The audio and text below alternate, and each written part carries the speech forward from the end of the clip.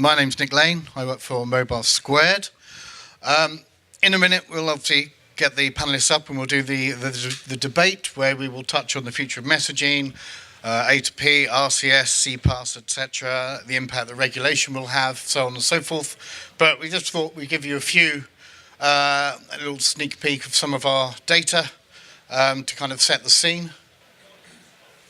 There we go. So I'm just going to fly through this very quickly because I realise that you want to hear these guys speak, not so much me. So very quickly, so the outlook for enterprise messaging is, based on our research, which you can't really see, I'm afraid, because of this.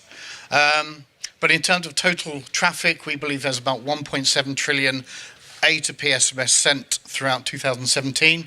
We expect that to grow as a CAGR of just under 11% between now and 2022, up to 2.8 trillion.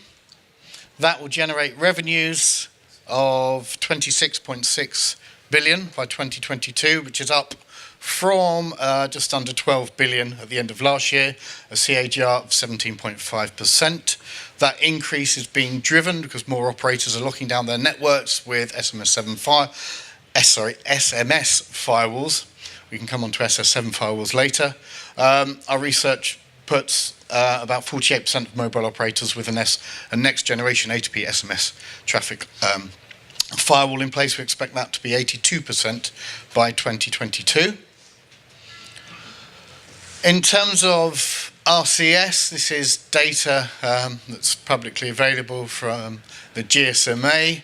There's 55 launches, I believe they announced yesterday. They also said potentially they expect another 55 to be rolled out by the end of this year, which does slightly contradict with some of their previous figures of 162 operators by the end of this year.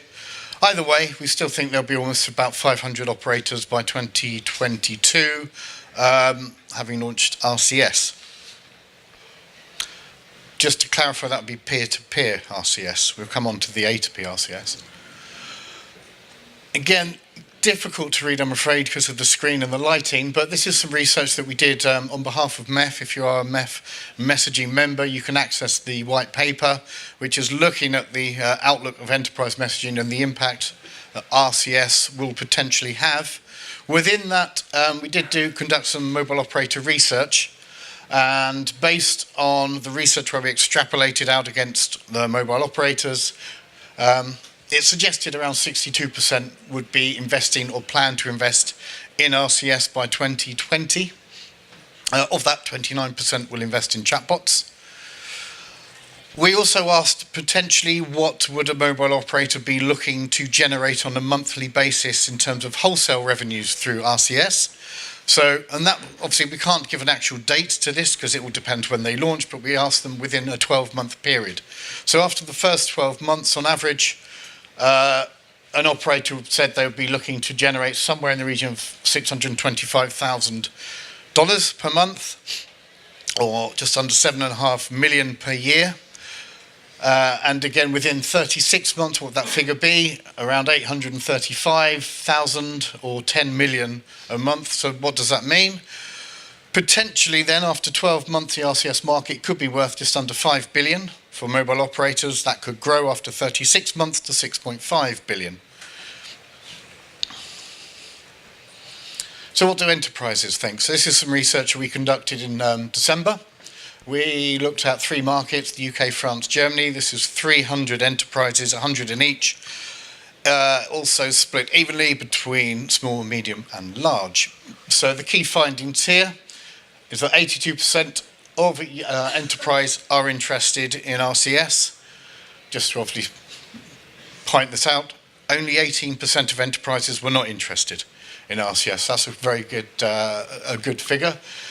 Of those, 60% would potentially like to start using RCS within 12 months, and again, very encouraging.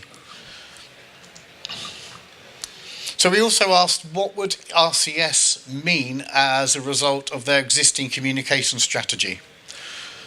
So as you can see, 38% of enterprises said that it would be an extension or a continuation of how they're communicating with their customers already.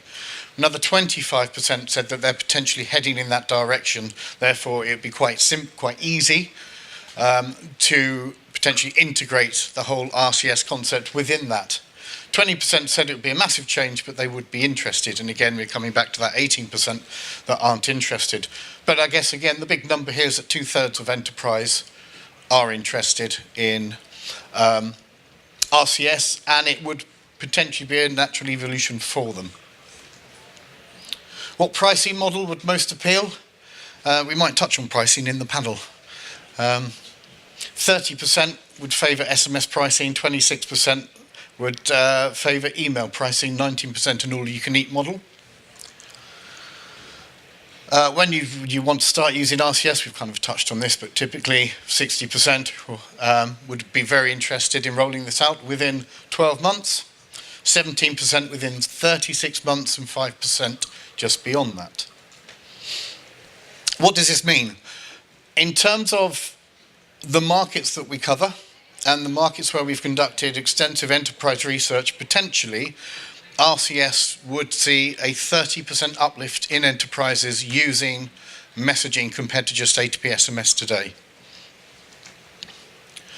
This is from the research, separate research of mobile operators asking their views on whether their enterprise customers are using chatbots. Typically, as you can see across the data, across the graph here, pretty much 100% of operators believe their 100% of enterprises will be using chatbots soon, or they are already. And just lastly, which you can't see at all, looking at regulation, the impact of GDPR, again, it is clear, exactly, it's clear, everyone knows what's going to happen. But even, so this is of the A2P SMS ecosystem from the research that we did, that the industry split, basically. No one really knows what's going to happen with GDPR. So half are saying it won't have any impact, half are saying it will, some are saying that it will drive usage of A2P SMS, some are saying it will affect it. We don't know, but I guess as long as an enterprise has got their opt-in database sorted out, it shouldn't have much of an issue, but that's a separate conversation. And then it wouldn't be right of me not to plug our new data book, which is launched last week, covering the A2P SMS market, covering 200 countries, split out by mobile operators, with millions of data points in, looking at revenues, traffic, lost profits, not the band, the impact of RCS as well on A2P. MEF members do get a 30% discount. But with that, and there's no holding slide, I'd like to invite our panelists to come up for our discussion. So, gentlemen.